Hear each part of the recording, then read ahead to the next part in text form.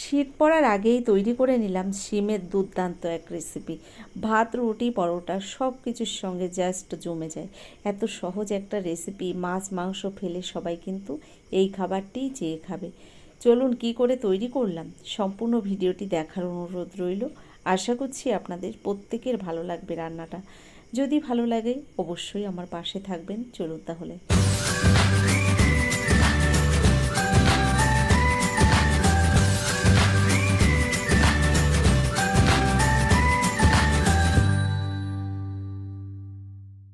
বন্ধুরা, আজ যে রেসিপিটি আমি আপনাদের তৈরি করে দেখাবো একদম সহজ একটা রান্না, তবে খেতে যে এত অপূর্ব স্বাদ হয় আপনাদের কি বলবো। ভাত, রুটি, পরোটা সব কিছুর সঙ্গে জমে যায়। আর আপনারা তো জানেন শিম কিন্তু শীতের সবজি, কিন্তু এখনও শীত পড়েনি।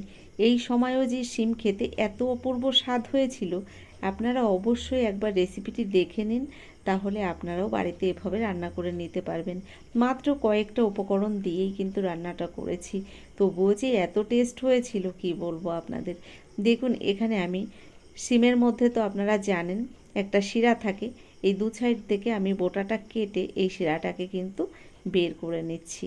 দেখুন এভাবে আমি এই শিরাটাকে তুলে নিচ্ছি। আপনারা তো জানেন প্রত্যেকে কি করে শিম বেছে নিতে হয়। দেখুন এভাবে প্রত্যেকটা শিমই আমি এই শিরাটাকে ফেলে দিয়ে দোমাথা কেটে নেব। নমস্কার বন্ধুরা, কেমন আছেন সবাই? নিশ্চয়ই সবাই ভালো আছেন, আমিও ভালো আছি। টিয়ার রান্নাঘর থেকে আমি তন্দ্রা। আজ আবার নিয়ে এলাম দুর্দান্ত একটা রেসিপি। আজ তৈরি করে দেখাবো শিমের একটা রেসিপি। এখানে 500 গ্রাম শিম নিয়েছি, আর শিমগুলোকে দেখুন আমি কেটে ধুয়ে পরিষ্কার করে গুছিয়ে নিয়েছি। বোটার অংশগুলো আমি কেটে বাদ দিয়ে দিয়েছি। এবার শিমগুলোকে আমি টুকরো টুকরো করে কেটে নেব। তো এখানে দেখুন আমি এবার শিমগুলোকে এভাবে মাঝখানে এক টুকরো করে কেটে নিচ্ছি। তো মাঝখানে এভাবে কেটে আমি দু টুকরো বানিয়ে নিচ্ছি এক একটা শিম থেকে। সহজ একটা রেসিপি, অবশ্যই একবার বাড়িতে আপনারা ট্রাই করে দেখবেন। দেখুন এখানে সব শিমগুলো কেটে নিয়েছি, সঙ্গে আমি একটা আলু এভাবে লম্বা লম্বা করে কেটে নিয়েছি। আর কিভাবে রান্নাটা করি দেখতে থাকুন। দেখুন এখানে কয়েকটা উপকরণ নিয়েছি। এখানে একটা বড় সাইজের পেঁয়াজ কুচি রয়েছে, একটা টমেটো কুচি রয়েছে, দুটো কাঁচা লঙ্কা রয়েছে, আর রয়েছে কয়েকটা ধনেপাতা কুচি। এবার দেখুন গ্যাসের ওপর একটা কড়াই গরম বসিয়ে দিয়েছি। কড়াইটা গরম হয়ে গেলে দিয়ে দিলাম পরিমাণ মতো সর্ষের তেল। রান্নাটা কিন্তু সর্ষের তেলেই করব, আর সর্ষের তেলেই এই রান্নাটা করলে খেতে কিন্তু অপূর্ব স্বাদ হয়। দেখুন আমি প্রথম ওই তেলের মধ্যে শিমগুলোকে ভালো করে ভেজে নিচ্ছি। দেখুন দিয়ে দিলাম অল্প পরিমাণে একটু লবণ আর একটু হলুদ গুঁড়ো। এভাবে নেড়ে চেড়ে আমি শিমগুলোকে কিন্তু হাই ফ্লেমে ভেজে নিচ্ছি। এখানে গ্যাসের ফ্লেমটাকে হাই ফ্লেমেই রেখেছি, আর এইভাবে নেড়ে চেড়ে শিমগুলোকে ভেজে নিচ্ছি। শিম রান্না করতে খুব একটা সময়ের দরকার হয় না, একদম অল্প সময়ের মধ্যেই কিন্তু শিম রান্না হয়ে যায়। আমরা তো বিভিন্নভাবে রান্না করে থাকি শিম, তবে আজ কিন্তু একদম অন্যভাবেই আমি রান্না করছি।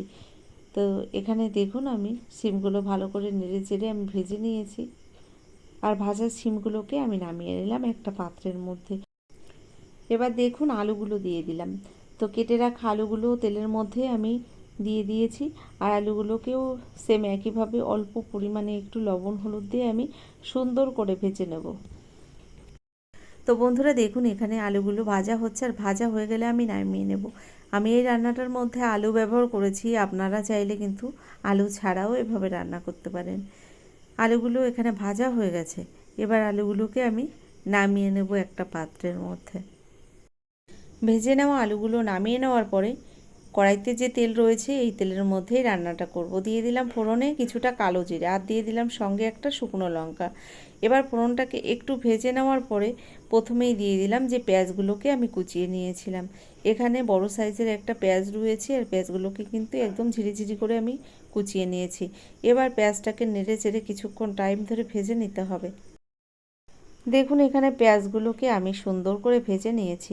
এবার এর মধ্যে বাকি মশলাগুলো আমি অ্যাড করে দেব। এখানে দিয়ে দিচ্ছি আমি হাফ চামচ পরিমাণে রসুন বাটা। দেখুন দিয়ে দিলাম, আর দিয়ে দিলাম হাফ চামচের থেকেও একটু কম রয়েছে এখানে আদা বাটা। পেঁয়াজ রসুন আদা বাটা আমি একসঙ্গে সুন্দর করে কষিয়ে নেব। এবার এর মধ্যে কিছুক্ষণ কষিয়ে নিয়ে দিয়ে দিলাম টমেটো আর কাঁচা লঙ্কা। এভাবে আরও কিছুক্ষণ সময় ধরে কষে নেব, তবে একটু জল দিয়েই কষে নেব। এখানে অল্প পরিমাণে একটু জল দিয়ে দিলাম মশলার মধ্যে, যাতে মশলাটা পুড়ে না যায়। এবার দেখুন এর মধ্যে আরও কয়েকটা উপকরণ আমি মিশিয়ে নেব। স্বাদ মতো দিয়ে দিলাম লবণ, পরিমাণ মতো দিয়ে দিলাম হলুদ গুঁড়ো। লবণ হলুদটা দেওয়ার পরে ভালো করে মিশিয়ে নিলাম। এবার এর মধ্যে দিয়ে দেব হাফ চামচ পরিমাণে লঙ্কা গুঁড়ো। এটা কিন্তু ঝাল লঙ্কার গুঁড়োই রয়েছে, আপনারা যেমন ঝাল খাবেন সেই অনুযায়ী লঙ্কার গুঁড়োটা ব্যবহার করবেন। কাঁচা লঙ্কা দিয়েছি ঠিক আছে, তার মধ্যেও কিন্তু আমার মনে হলো ঝালটা একটু কম হয়ে যাবে, তাই আমি এখানে হাফ চামচ পরিমাণে লঙ্কার গুঁড়ো দিয়েছি। আর দিয়ে দিলাম স্পেশাল মশলা, এটা হচ্ছে বেসন। এখানে 2 চামচ বেসন ব্যবহার করেছি, তবে খেয়াল রাখতে হবে বেসনটা দেওয়ার পরে কিন্তু কড়াইতে এভাবে আটকে যাবে, মশলাটা শুকিয়ে যাবে। অল্প অল্প জল দিয়ে এই মশলাটাকে ভালো করে কিছুক্ষণ টাইম ধরে কষিয়ে নিতে হবে। দেখুন এভাবে অল্প অল্প জলের ছিটা দিয়ে আমি কিন্তু মশলাটাকে সুন্দর করে কষিয়ে নিচ্ছি। কিছুক্ষণ এভাবে মশলা কষাতে কষাতে মশলাটা সুন্দর কষানো হয়ে গেছে, আর আমি 2 থেকে 3 বার এভাবে অল্প পরিমাণে জল দিয়েই মশলাটাকে সুন্দর করে কষিয়ে নিয়েছি।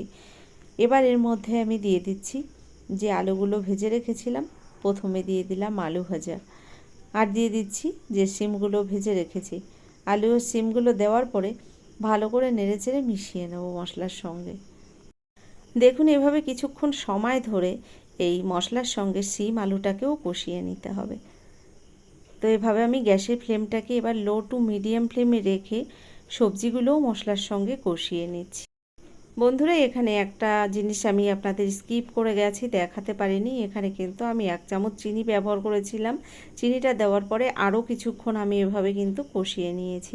এবার দিয়ে দিচ্ছি পরিমাণ মতো গরম জল। রান্নাটা কিন্তু খুব একটা ঝোল থাকবে না, তাই আমি এখানে ঝোলের পরিমাণটা একদম বুঝেই দিয়েছি। অল্প পরিমাণে গরম জল দিয়ে দিলাম।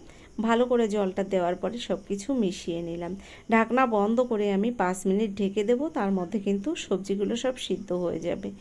দেখুন 5 মিনিট আমি ঢেকে দিয়েছিলাম, আর চলে এলাম আবার 5 মিনিট বাদে। এবার সবজিগুলো দেখে নেব ঠিকঠাক সিদ্ধ হয়েছে কিনা। তো এখানে আরও কিছুক্ষণ আমি রান্না করে নেব, কারণ এখনও সবজিগুলো ঠিকঠাক সিদ্ধ হয়নি। এভাবে আরও কিছুক্ষণ রান্না করে নেওয়ার পরে দেখুন এবার আলু আর শিমটা কিন্তু সুন্দর সিদ্ধ হয়ে গেছে। আর এখানে আমি যে তরকারিটা বানিয়েছি তরকারিটাও প্রায় রেডি হয়ে গেছে। এবার এর মধ্যে দিয়ে দেবো আমি কিছুটা ধনেপাতা কুচি, আর কোনো মশলা এখানে আমি ব্যবহার করব না। দেখুন ধনেপাতা কুচিটা ওপর দিয়ে ছড়িয়ে দিলাম, আর তারপর ভালো করে নেড়ে চেড়ে ঢাকনা বন্ধ করে স্টিমে 2 মিনিট রেখে দেবো। রান্নাটা হয়ে গেছে। বন্ধুরা কেমন লাগলো আজকের রেসিপিটি অবশ্যই কিন্তু আমাকে লিখে জানাবেন।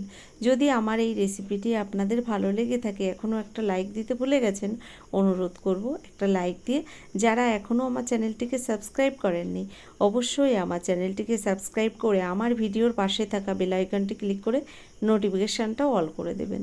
তাহলে কি হবে, আমার ভিডিও আপলোড করার সঙ্গে সঙ্গে তার নোটিফিকেশানটা আপনার কাছে পৌঁছে যাবে, আপনি টাইম মতো দেখে নিতে পারেন।